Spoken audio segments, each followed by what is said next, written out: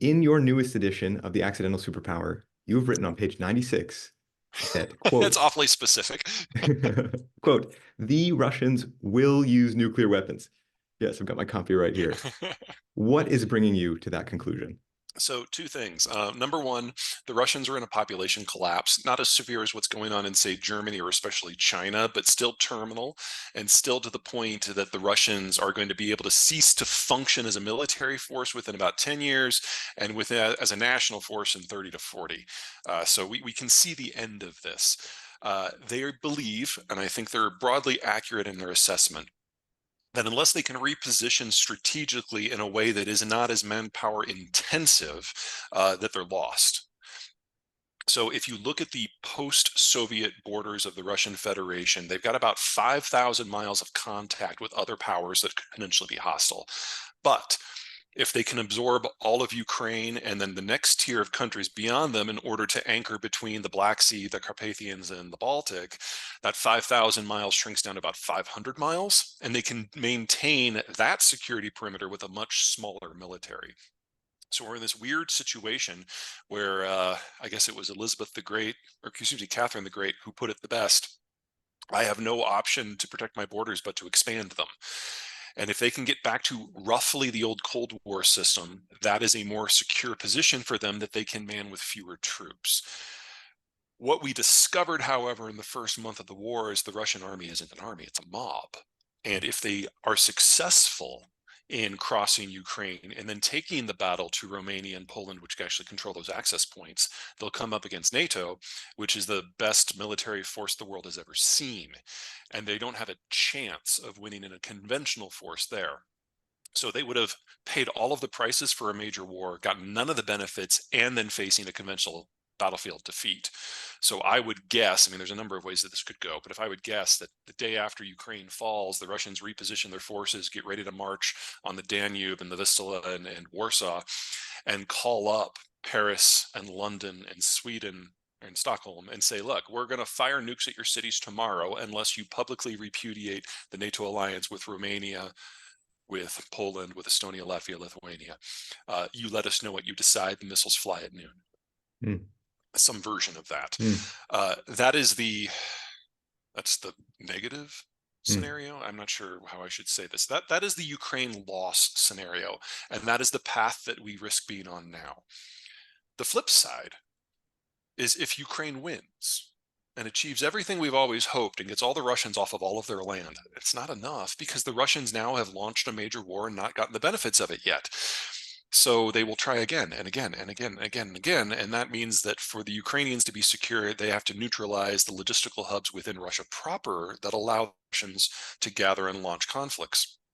Those two cities, Belgorod and Rostov-on-Don, they're on the wrong side of the border.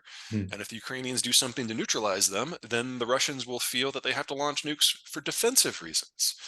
So we're in this weird, horrible holding pattern where the best case scenario for everyone except for the Ukrainians is for the war to stay in Ukraine. Mm. Wow, that's remarkable.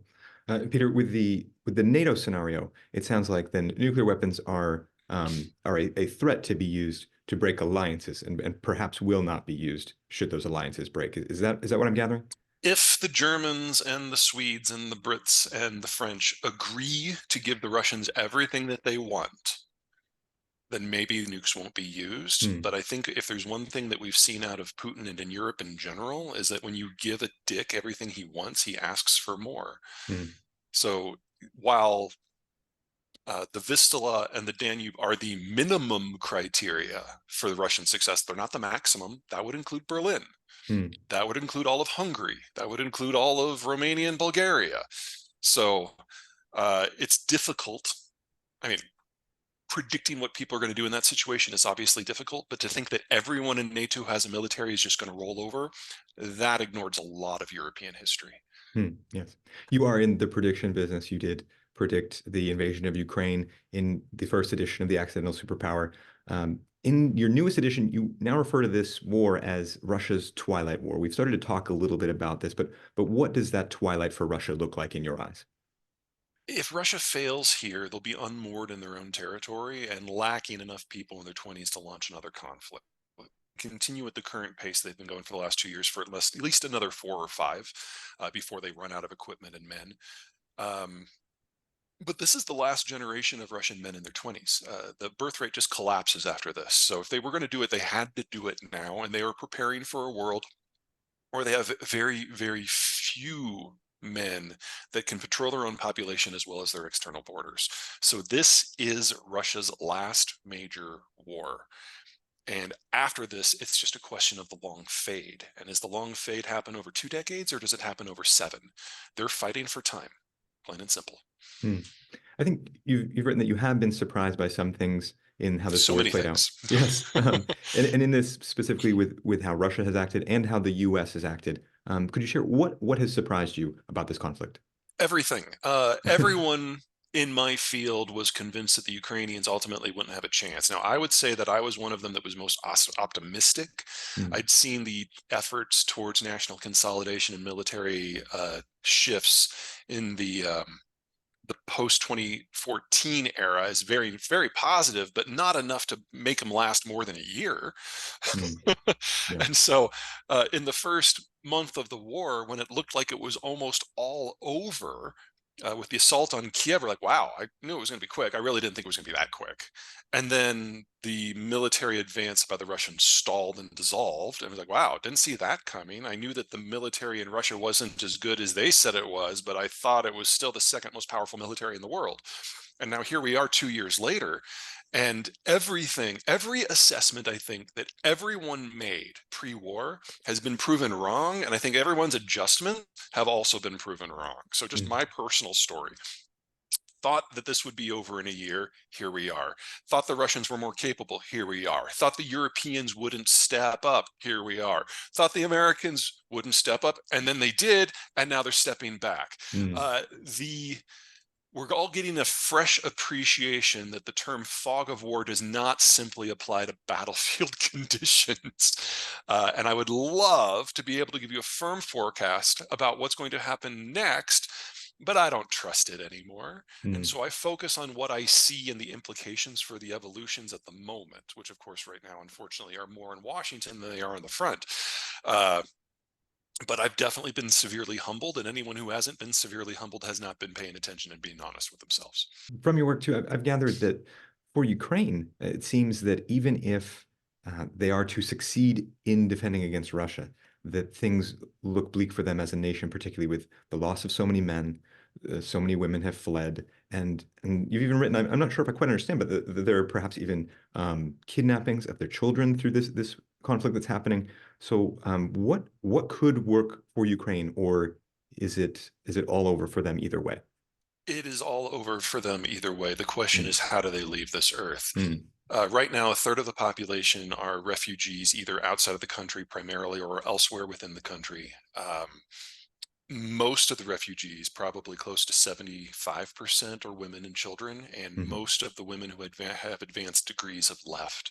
So Mm. they've lost their intellectual capital, they've lost their youth, they've lost their next generation, and they already had one of the world's worst demographic structures anyway as a result of the post-Cold War collapse.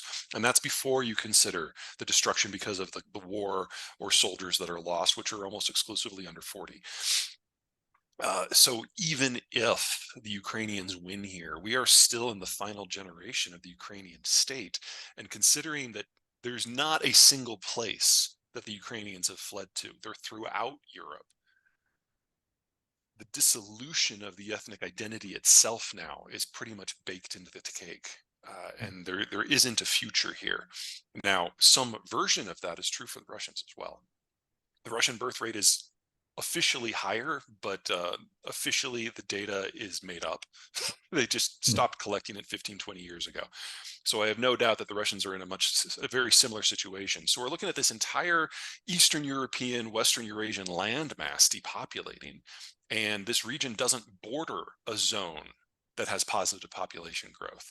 So we're going to get a real world experience here of what depopulation means for things like industrial structure. Because when you lose the population that's necessary to maintain basic infrastructure, we've never seen that before. The closest you might be able to draw upon in the United States is the hollowing out of the steel belt, which happened over a much longer period of time and was still part of this overarching government that could shift funds from somewhere else to the Rust Belt to keep it going.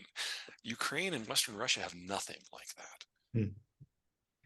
Moving on to the European Union a bit, you've also written that the Ukraine war has given impetus to the European Union. What are you noticing there as a result of the Ukraine war?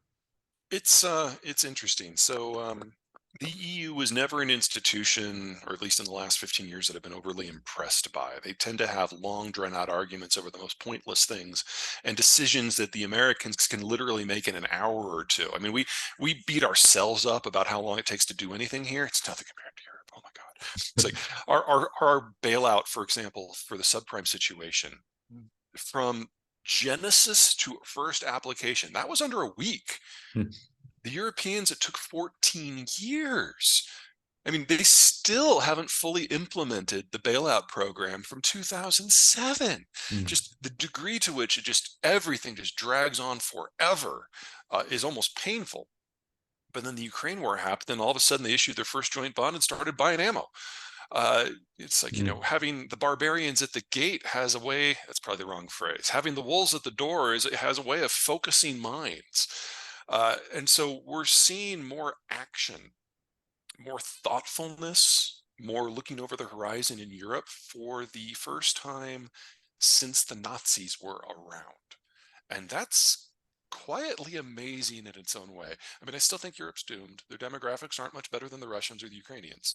And this is still a bit of a starvation diet as once you consider things like deglobalization. But to actually be facing their problems head on and putting resources to buying themselves more time, we've not seen that in Europe in modern history at all. Hmm. And now it's here. Thanks for watching that clip from my most recent interview with Peter Zeihan.